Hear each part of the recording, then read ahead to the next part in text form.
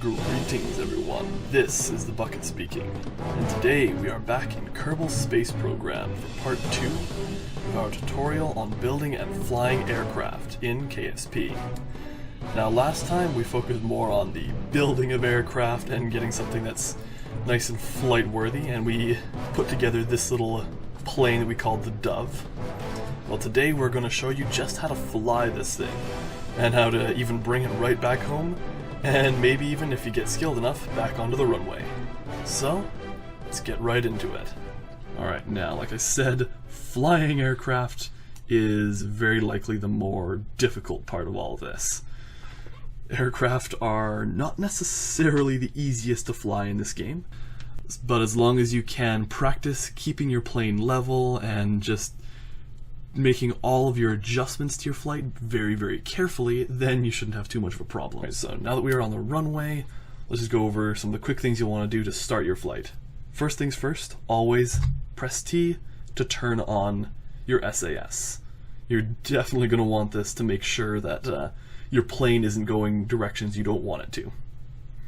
Next, I would suggest once you bring your camera to being directly behind your plane, just press V on the keyboard until you get this message saying camera locked. This will make sure that your camera remains directly behind your aircraft at all times. Alright, then once you're ready, then press spacebar to turn on your engines. Now, because I have the throttle control on my joystick, I can very slowly turn up my throttle. But no matter what, you're going to want it right up at the top to start off with. Now, at this moment, just let the plane do its thing. Unless you start to go really far off the runway, then your SAS should keep you nice and level on the runway. And once you've achieved about that 100 meters per second, start to slowly pitch up. Again, this is where a joystick is very useful. You don't have to pitch up very sharply to get it going into the air, as you can see. All you need is just a very slight pull up, and you're off the ground. Taking off is very possibly one of the easiest parts of flying aircraft in Kerbal Space Program. However, as we'll go over in a bit, landing is far more difficult. So now that we are in the air, as you can see, we're flying straight forward. We can pitch up, down. Of course, joystick does make this a little bit easier. As you can see, if you watch down on this left-hand side where you can see where my pitch, roll, and yaw controls are, you can see with the joystick, I can just do small adjustments to everything, rather than pitching, rolling, or turning too sharply. Now, just to kind of show that, I'm going to use the keyboard quickly, and you can watch my controls there, how it's bouncing a lot more when I'm using the keyboard. Whoop. When I'm trying to roll and all that. This is the biggest reason why I suggest using a joystick, just because you can make far more careful adjustments, and adjusting very carefully is very important to do while airborne.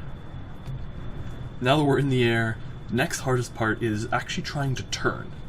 Turning is not necessarily a walk in the park when you're having to fight against air resistance and everything else. Yeah, we're gonna try to turn a bit to the left and then bring a nice broad turn back around to turn us around back to the KSP. So that way we can come in for our test landing. When starting your turn, just start with pitching up just a little bit. If you watch on my pitch on the bottom left, you'll notice it's kind of adjusting just a tiny bit. You want to pull that up because otherwise the plane will naturally want to fall down. So you're going to want to just pull that up just a little bit to make sure you are not pitching down while you are trying to turn. And then we're going to slowly turn our yaw to the left. Now, if you watch as we start to turn a bit, my plane's going to start rolling just a little. I'm going to use the joystick or the keyboard, either one works. Minor adjustments with the keyboard work actually fairly well with roll. Now when turning, I do also suggest lean yourself just ever so slightly into the turn. This will allow you to turn just a little bit faster and a little smoother, to use the roll of the airplane to help you turn. Now we're going to stop turning about there, and I'm just going to level ourselves off so that way we're not turning any more than we wanted to. Pull ourselves up. There we go. Now something you may have noticed if you watched the nav ball at all when I just did that, is that when I stopped turning, when my yaw went back to 0, that my plane immediately pulled back to the little yellow marker there. Of course, if you've already done the tutorials, then you know that little yellow marker is called the prograde marker. That is the direction where my plane is actually going.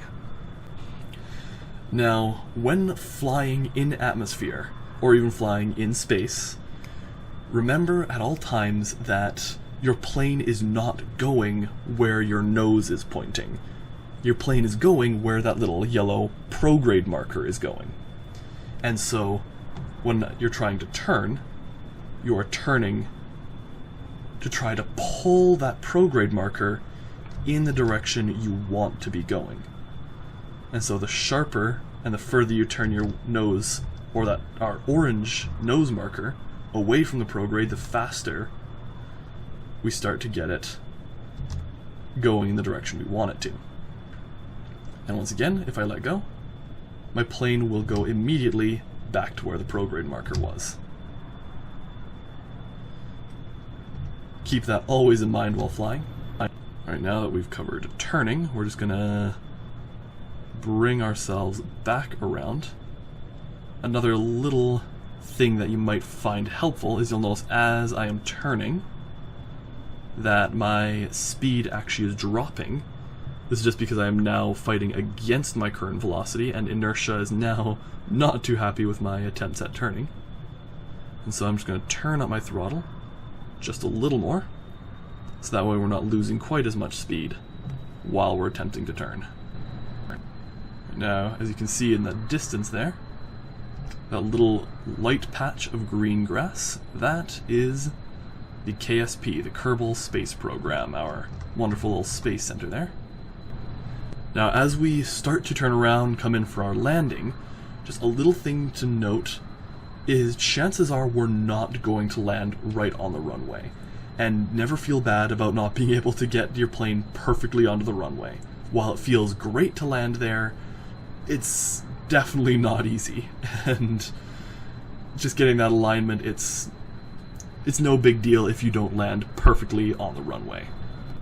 Now again, trying to line myself up for going to the KSP, I am trying to aim my yellow prograde marker right on the nav ball there to be perfect with that line that shows we are headed straight west.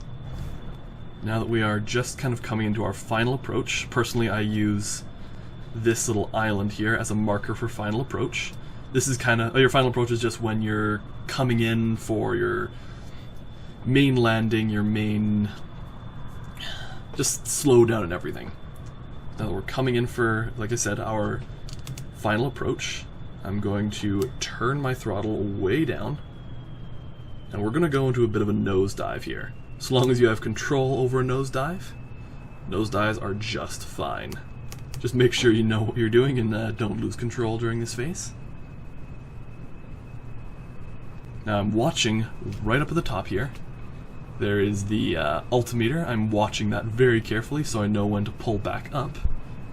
And now that we're over 300 meters per second down here, I'm going to turn the engines right off. Right, we're coming down to 2 kilometers up on the altimeter, so we're going to start pulling ourselves back up. So that way our decline is fairly slow. Now, to know how quickly you are falling, like going downwards, you have 2 ways of kind of telling how quickly you're going down while you're level. One is, we have down on the nav ball here, depending on how far down the prograde marker is down the nav ball, gives you one really good idea as to how quickly you're falling. as well as up here, there's the vertical speed dial. This will become very handy when we're going in for the actual landing itself. So notice while I'm pulling up just slightly, the vertical speed dial is showing us exactly how fast we are going down. This is not how fast we are going forward, but how quickly we are going down towards Kerbin. Gonna level ourselves off. Now before we're too close to the landing area, our nice little level patch of green over there, we're just gonna make sure we're not falling too much, but we don't want too much altitude. This approach is, again, the easiest part of a landing. Once we're in the final, actually trying to touch the ground, that's where things get a little bit hairy. Now, while you're on approach, you don't want to be going too fast. Personally, the 156 meters per second that we're going, that's a little fast and will be what I would prefer. So we're just gonna turn that down. Especially now, I'm gonna want to start to look at bringing us down to about that 100 meters per second. Not only that, I'm just gonna try and adjust our heading. So now my vertical speed is now down, as you can see, to -10. I want us to kind of come down a little further for our landing, because you don't want to be pitching straight down too fast when you're coming in for the landing. You want to be just kind of very, very slow descent. So I'm going to try to lose some of my altitude before we come straight in for our final landing. So now we're down to about 200 meters. For reference, by the way, the level ground at the KSP, like this whole green patch, is about 70 meters above sea level. So when the altimeter says about 70 meters, that's about exactly where the ground is sitting. Right, we're slowing down a little bit too much. Give us a little bit more juice here. Right, now that we're coming in, now this is where things get a little bit hairy. So now you don't want to be going very fast, as we're now coming in to try to actually touch the ground. You want to very carefully monitor your vertical speed up on the speed dial up there, as well as your horizontal speed. Whoop. And there we go. We actually managed to bounce.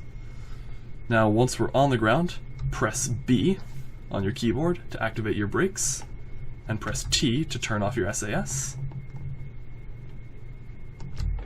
And there we go. We are landed. That, I can honestly say, went far smoother than I expected it to. Alright, now that you are on the ground, you have one of two choices. One, we can just hit recover vessel right here, just to not have to do anything more with this and to call this mission a success. Or if you so wish, personally, I'll kind of like, it's probably not a wise idea, but I personally do love bringing my plane back over to the KSP. I don't believe there's any benefit to doing so, but I still like to do that. Once you're on the ground, kind of driving or taxiing your vehicle or space plane around the ground is fairly easy. Just make sure you're not going on too many, like any sharp hills or anything. I'm going to slow down as we come up to the pavement, because this is one of those sharp hills. Because they can end up blowing up, like damaging one of your landing gears and compromising your plane. Alright, we are on the runway and back home safely. And there we go.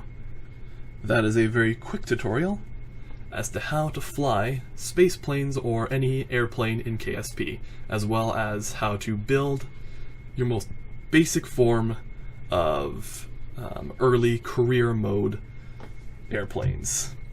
I hope you found this little tutorial helpful, and if you have any questions, feel free to ask them in the comments. I will be very glad to answer them. I've figured might as well put something like this out, since I myself struggled with trying to get some of these details down, so I hope this helps you out. Anyway, thank you all for watching, and I will see you next time.